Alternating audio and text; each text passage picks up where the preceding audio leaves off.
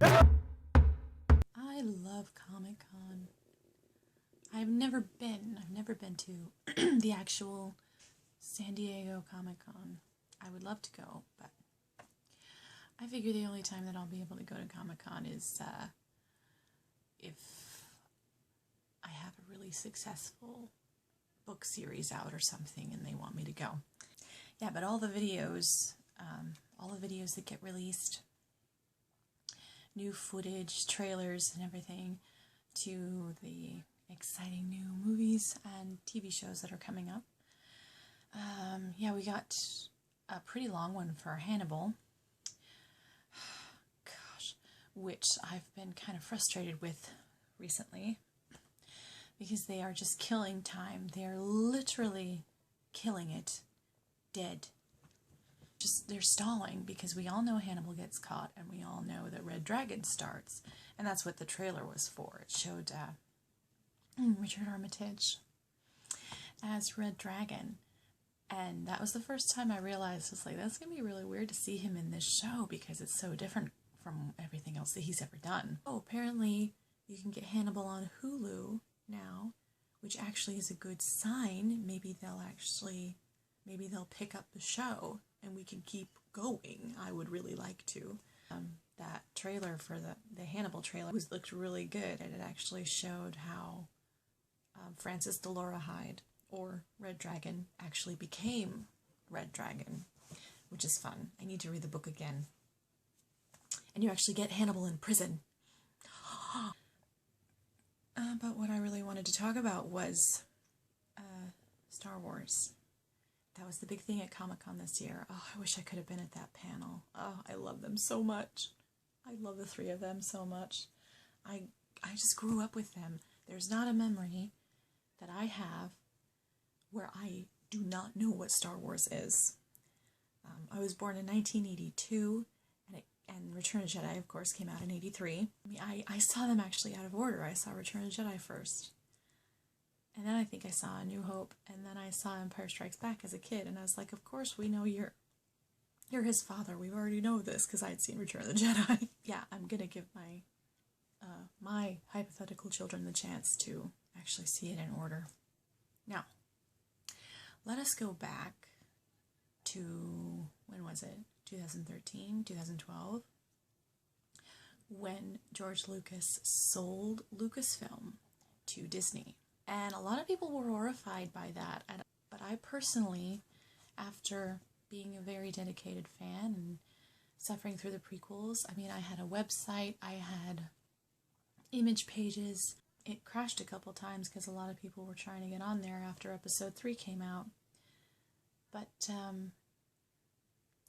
after we suffered through all of that and learning that George Lucas was selling Lucasfilm to Disney, I actually got excited because that meant that someone else could take over the franchise and make it good again, as it deserves.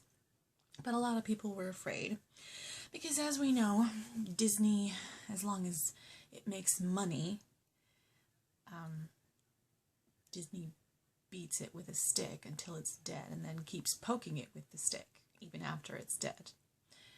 Because, I mean, they're bringing back Indiana Jones. I mean, we're going to have offshoot movies of Star Wars like Boba Fett, and what was the other one I heard about?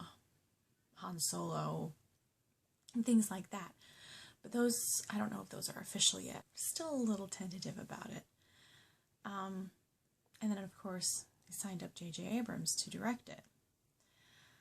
And I only hoped at the time that he stayed closer to the actual original universe than he did Star Trek. The last 2 Star Trek movies were fun. I enjoyed them. But I consider them to be more Star Trek adjacent. Because, yeah, they weren't really for real. Yeah, and then, of course, we all saw the first full-length trailer to Star Wars, and everybody burst into tears. The thing is, though, I burst into tears at a different part than most people. Most people burst into tears at the last shot with Han Solo and Chewie.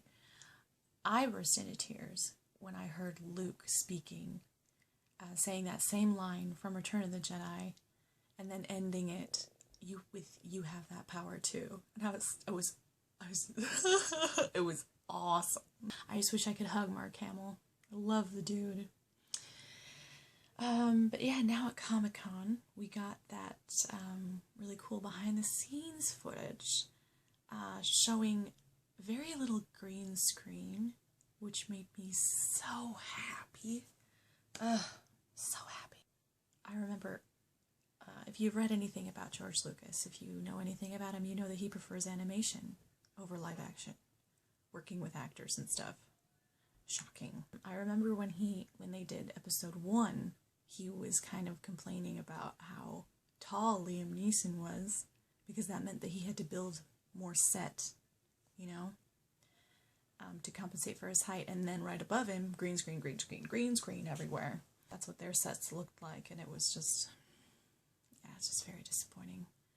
But this one looks like it'll be amazing. And just actual sets and people in costume rather than having animated characters all over the place, and it was just a wonderful combination of the old crew and the original cast with new crew and new cast who have grown up loving it.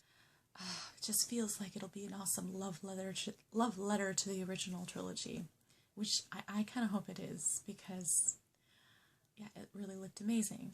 And if you haven't seen it yet, you just go on YouTube and look for that Comic-Con Star Wars footage, and you'll find it. It's amazing. So, right now, how I feel about it, I have been gaining more and more confidence in it. The more that I hear about it, the more that I learn about it. Really, at first I was really nervous and scared and excited, a combination, and now I'm just mostly excited for it, which makes me happy.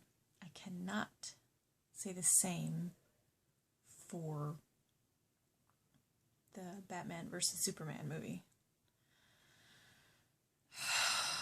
They have not convinced me that this is going to be good. I'm not convinced yet at all. But we'll see. And I mean, I haven't purposefully gone looking for spoilers. I know there are a lot out there as far as the plot to the movie goes and everything, but I'm trying to stay away from that because I want to be surprised and I want to just be wowed when I see it. So yeah, I'm actually gaining a lot of confidence in this Star Wars movie, and I do agree with whoever originally came up with the idea that if this ends up sucking, we all have the right to call J.J. Abrams Jar Jar Abrams for the rest of his life. I think that's fair, don't you?